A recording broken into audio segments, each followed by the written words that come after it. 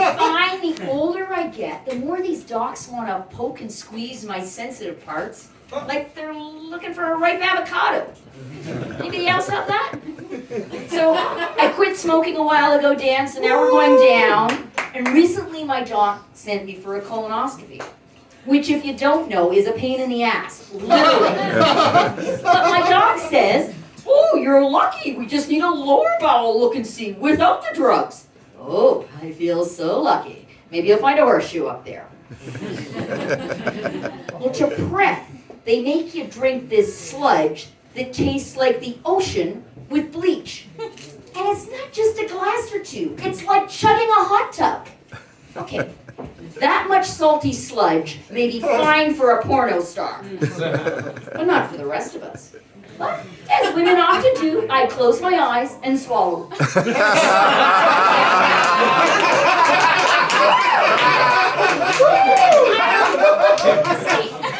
I don't do things half-assed. But the worst part of it was being awake for the whole procedure. And then the doc wants to show me the whole thing on his new TV screen. Oh, take a look at the pixels, high def, pretty cool, eh? I have no idea what he's rambling on about. But it does look like the upside down world on Stranger Things. Oh, wait, is that Barb from season 1? Oh, that's poop, he said. Oh, celebrity poop, but no lucky horseshoe. So I actually work in healthcare, and the way we run it in Canada drives me crazy because we're too polite. Yeah, we constantly need blood to put people back together, but do we ask them? No. For years, Canada Blood Services. You know what his motto was? Blood. It's in you to give. What kind of question is that? That's not, ask for our precious blood. That's kind of like Yoda speaks. So, like, if I come over and I want a beer, I'm going to say, in your fridge to give beer is, yes. And forget asking. Why don't we just take it? You want to renew your driver's license? Put out your arm. And if you pass out, we'll give you a double-double, because we're nice Canadians. But the saddest thing is all the unwanted estrogen floating around. Yeah, you see, that's right. Estrogen, that female hormone, problem is it's linked to breast cancer.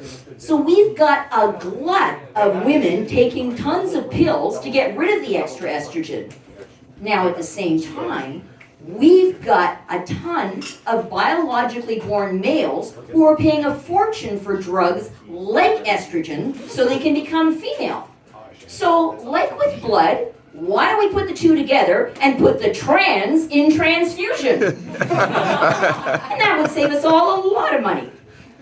So, speaking of estrogen, when I was growing up, way back, I thought safe sex meant don't get pregnant.